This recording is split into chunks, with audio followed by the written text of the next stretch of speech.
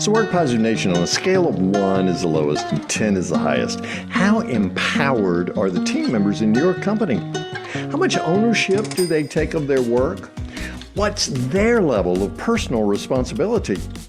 My guest on this episode of the Work Positive Podcast shares with us the key to creating a positive work culture that empowers employees through servant leadership. And she's done it at a very high level for household name companies like the Oprah Winfrey Show.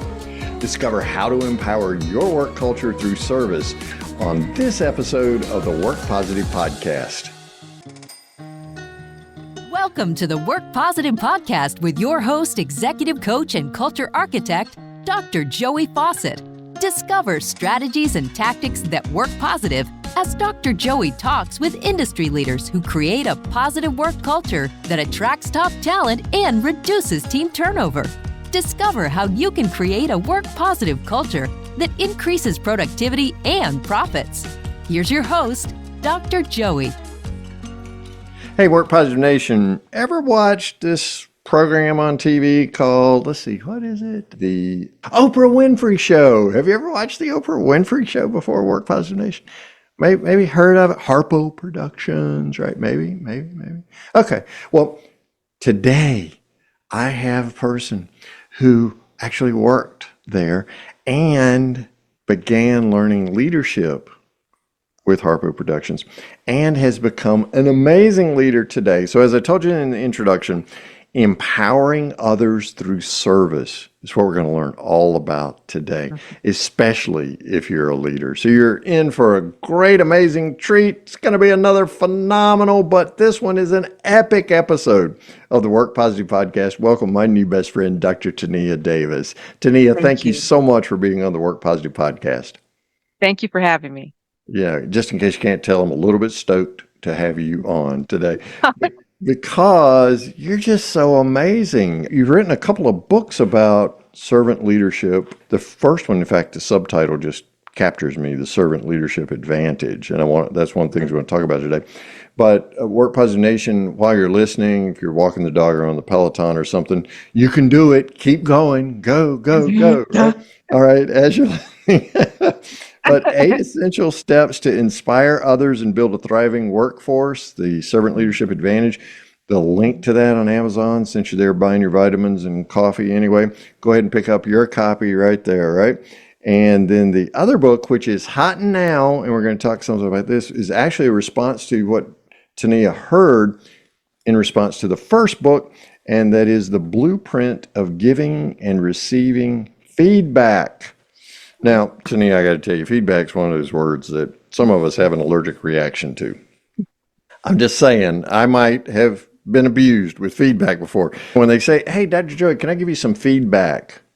There's one answer to that question, right? Sure, I'd love to hear some feedback. But inside, it's like stomach acid's churning, your blood pressure's going up, and you're thinking, oh, goodness, I'm going to get some feedback, and this ain't going to be good, right? Mm-hmm. Exactly. So leaders need help giving and receiving feedback. Mm-hmm. Give us a primer in the book. Well, so I compiled of various stories, and some were good, and some are what consider horror stories. And what typically happens is if there isn't a relationship established or some form of communication, then what I have seen in leaders either what I say throw up information, and then the person is standing there stunned because they're like never heard it before, or it wasn't maybe finessed. And so through the book, I created scripts. Sometimes leaders just need a conversation or even how to approach it, right? Especially if you're a new manager. And I hear a lot from new managers that technically very brilliant, and then all of a sudden they're given 10 people that they don't know, and all of a sudden they're having to manage them. So the intention of the book is to provide a roadmap for leaders and take different scenarios that occur in the workplace and provide steps and talking points of how to navigate it. And I tried to do it in a way that was fun as well, with storytelling, very brief, but also just 1, 2, 3, sometimes 4 or 5 steps that someone could use to work with their team. And sometimes as leaders, we have sometimes it's one opportunity to interact with team members before they form opinions about us. So as we as leaders form opinions, staff members form opinions as well. It's a two-way street. And so Uh, sometimes building that relationship, if you have a couple of misfires, it takes a lot longer to build the relationship, to cultivate the talent, to do the work. And so historically, the approach was just get the work done.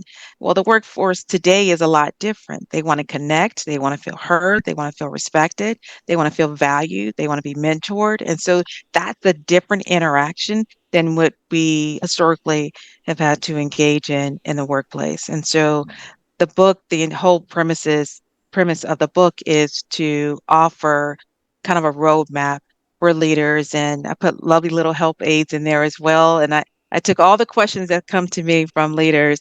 How do I do this? How do I say that? And what do I do? And what happened if they cry? What happened if they get upset? What happened if they leave?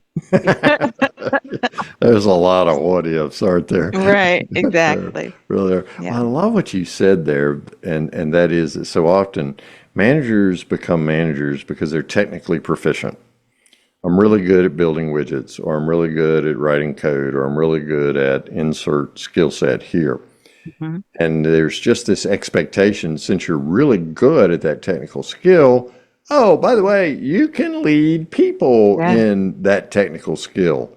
right, Wrong answer. right. So, Wrong one of answer. the great travesties of the Mhm. way we do business so often today, which fortunately I think is going by the wayside, is just to throw somebody in the deep end and expect them to learn how to manage. It's a whole Yeah. nother skill set, isn't it?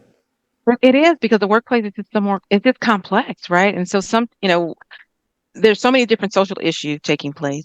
Employees don't check them at the door. It actually manifests in the workplace because they're trying to navigate sometimes an unknown territory, right?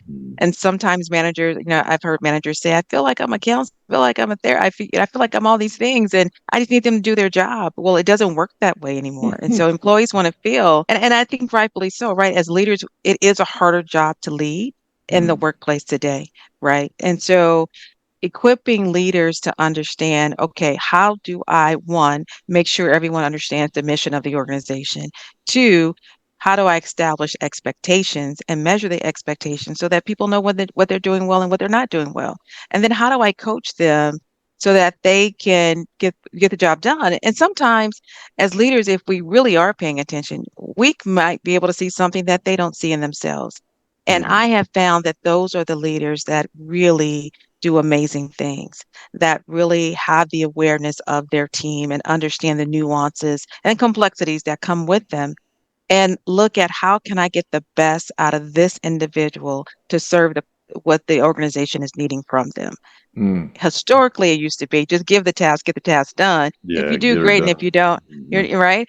Hmm. It's not like I don't see that in the workplace today. I see more of a finesse in how relationships are formed. A lot of people in the workplace, it's about trust. It's about being valued. People want to be recognized, and rightfully so. And we have a new generation coming in the workplace. They want to be coached, mentored. And if someone doesn't have enough EQ skills, the coaching might seem like they're being reprimanded. I was told by someone, I can't tell if they're giving me a compliment or if they're insulting me. And there's an art to that as well. So, Whoops. Yeah. right, right. Yeah. So What? Yeah. So there's the follow-up question. Was that a compliment? Was it a backhanded compliment? Or yeah, if you can't tell, right, it right. probably needs to E- be redone. Well, you exactly. remind me of one of my team members currently with us early on in our relationship. She was just doing an amazing job. And I was seeding into her life, as I like to say, or just sowing, right? I like just that. just to Yeah. develop her and cultivate her to be all that she could be, not just as a member of our team, because you're doing an exceptional job there, but as a mom in a blended family and then Yeah. caring for aging parents, et cetera, et cetera, et cetera. And so I just looked at her and I said, girl, you are brilliant. Oh, And that's and wonderful. Tania, she teared up. Yeah. She teared up, and Yeah. I was like, "What? Did I hurt your feelings? I'm sorry. I thought I was. Was that a compliment?" And she said, "Nobody's ever told me I'm brilliant." Mhm. Wow. Wow. Yeah. So Yeah.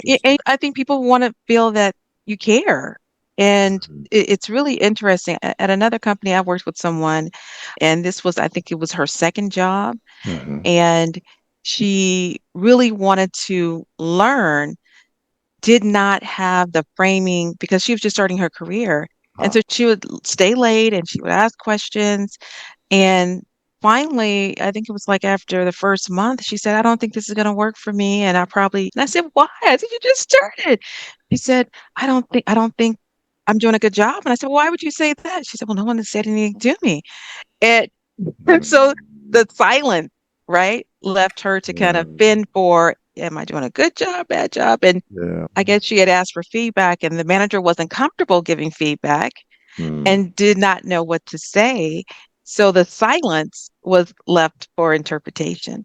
Mm. And I see that as well. And especially in this charged climate, I've had a lot of leaders say, what is the appropriate thing to say? Mm. And I thought, wow, are we now in a place where being nice, that you're trying to find appropriate in niceness? Yeah, I thank you, thank you.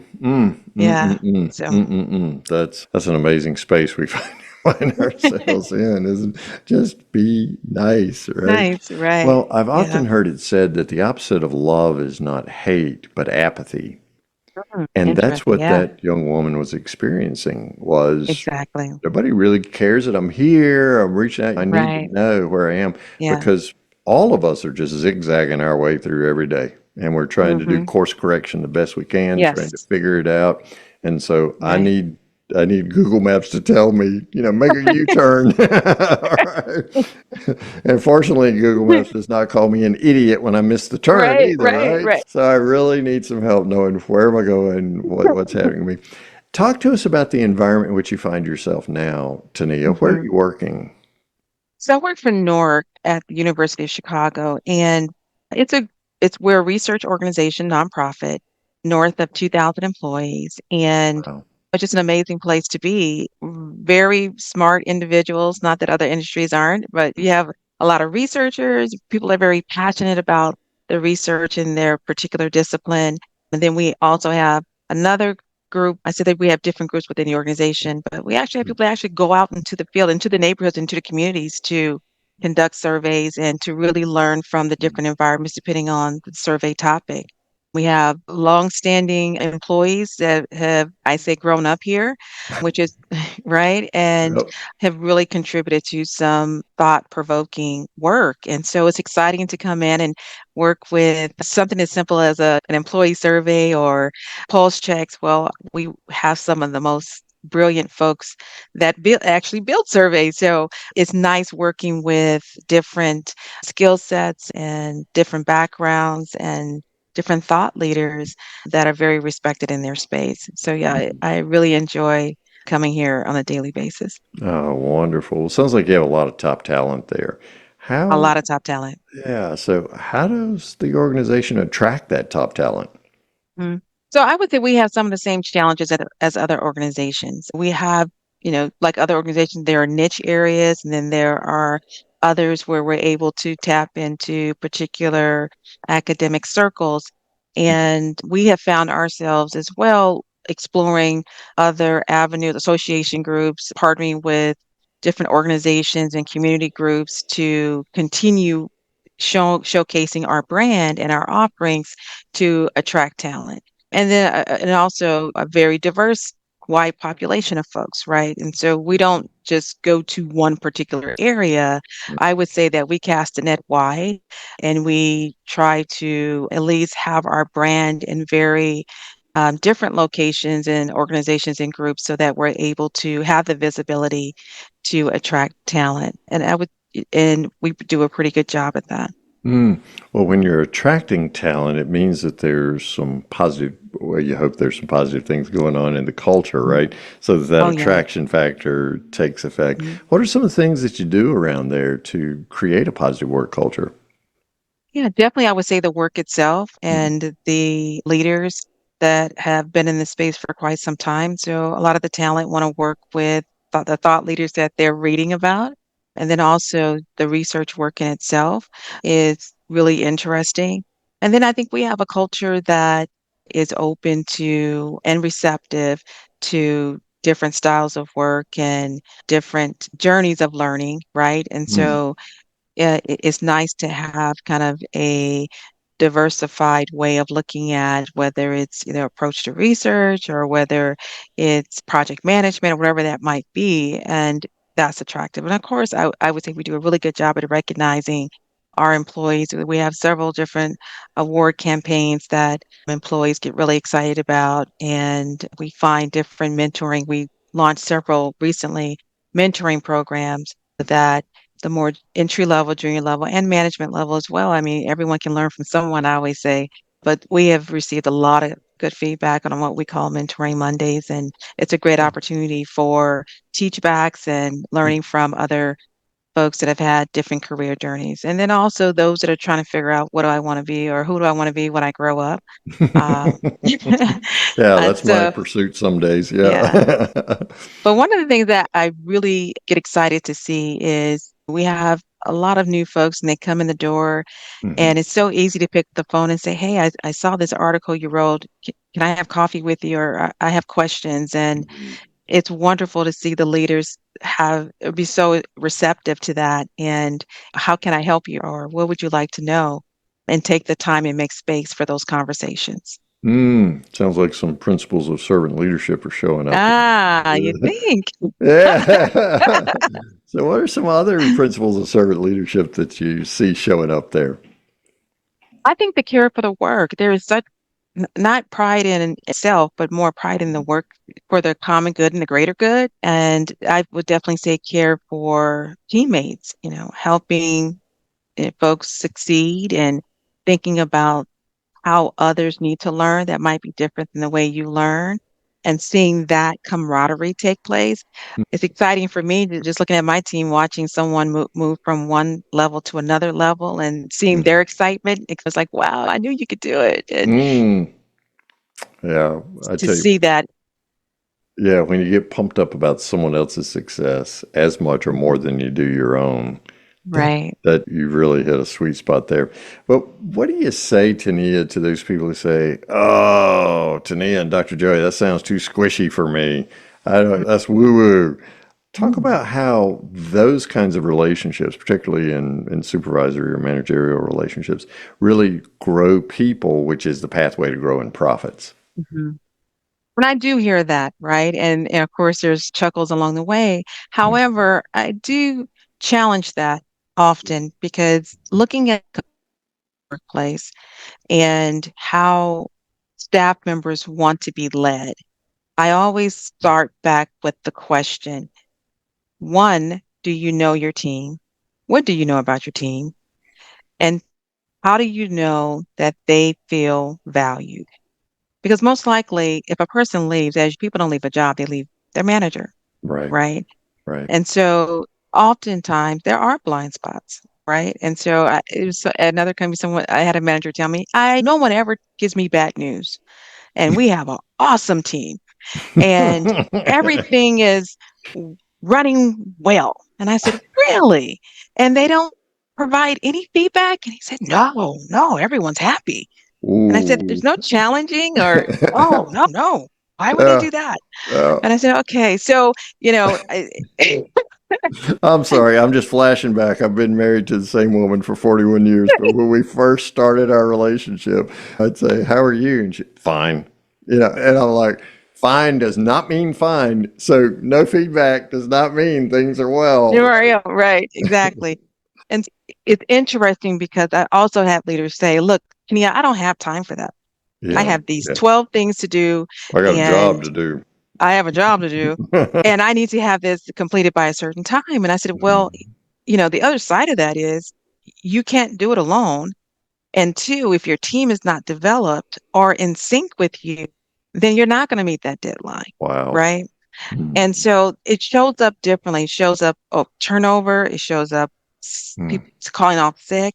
It calls off. It shows up through job abandonment. It shows mm, up through disgruntled. And then, which mm. I think is the worst, is when you just have people sitting in a job that are unhappy, right? And then you Yeah. have a toxic environment, and Mhm. that's sometimes harder to break than anything else. Yeah, and Um, quiet quitting? What's oh yeah, quiet about that is a quitting? thing. I don't Absolutely. get it. You might be sitting there with your head down, but quiet quitting, the competitive advantage of the company, innovation, Right. creativity, Yeah. productivity, engagement, all those things are lost. I mean, they're Right. circling the bowl, right? Right. Absolutely. And technology is moving extremely fast. And Mm, organizations that I've seen really thrive are agile, they're curious, and they're not afraid to make mistakes. And so that takes a different style of leader to engage a staff to run that pace. mm, But it's also really understanding what is smart for every organization is different. And so I wouldn't say it's a cookie cutter approach. It's really not, mm. but there are some fundamentals that cut across, right? Right. Dr. Um, Tenia Davis is my guest on this episode of the Work Positive Podcast. If you'd like to go over to the leadershipwise.com while you're listening to our conversation, it's a great place. We'll talk more in a minute about what you find when you go there. The leadershipwise.com is where you can go right now. So we've touched base on some different challenges here. What challenge do you see presenting the most, particularly when mm, it comes to servant leadership? What's the mm. big challenge that you see out there, Tania? I think it's just more of the shift in how do leaders have time overall Mm, to train, right, or to develop. And I think there's a pace for the work to get done, right? And historically, in some organizations, because of funding or whatever reason, organizations really did not cultivate or develop their pipeline strong enough to have leaders that can adjust and adapt to the workforce that they're leading. And so the mm. challenges that I see around leaders having the capacity is just really understanding what it means within the style that they have. And I think sometimes people think, oh, I have to have this massive change to who I am. And that's not what it is. It's However, scary, isn't it? it's scary, If I got to right? change that much, yeah. Right? It is. Or just having empathy and just an observation. The world is just so charged, as I mentioned before. I Yeah. think it just brings a different vibrato to the table as well in conversations, right? Because all of a sudden it's just this loud noise around Ooh. everything that doesn't work, and that shows up in the workplace. So Mm, leaders are having to navigate, how do I get the best out of this team? How do I connect in? How do I help everyone feel their authentic selves? How mm, do I build inclusion, right? And how do I mentor, train, and develop this team, mm, right? That will be able to move an organization forward. That mm. is tall task for some. And Yeah, really. yeah, it is. And so I see many challenges Mm, that I've seen along my career, but where I've seen individuals do it well, it was, I would say, definitely a deliberate act on their part to mm, really kind of go through self-reflection. And I think that's the hardest. You said what is the hardest? I think for some, at least in my experience, is having self-awareness and hitting pause for self-reflection, because this new generation in the workplace, they are very clear what they want and what they do not want. They do not want to work like their parents. So, and there's no judgment. It's no right and wrong. They want more balance, and I get it, Yeah. right? You Yeah. know, Oh, I do too, because they see the yeah, outcomes. My absolutely. generation, the boomers, we highest divorce rate of any generation Right. today. Yeah. We're coming along, highest Right. addiction rates. So Hmm. kudos to the millennials and Z's who are Yeah. saying, I agree. want any part of that. I I want a little agree. bit more to life. So Right. just understanding these generational differences, because there's four. My friend Marisa Andrada was on here and she said she worked with a company that had five different generations. Yeah. The sets of expectations are just so very different. And Very different. yet, to your point, if we'll just slow down to speed Hmm. up Yes. Exactly. and just train and Yeah. develop, what are Right. some best practices, or give us a best Mhm. practice for that self-reflection and slowing down, especially if I've never done that before?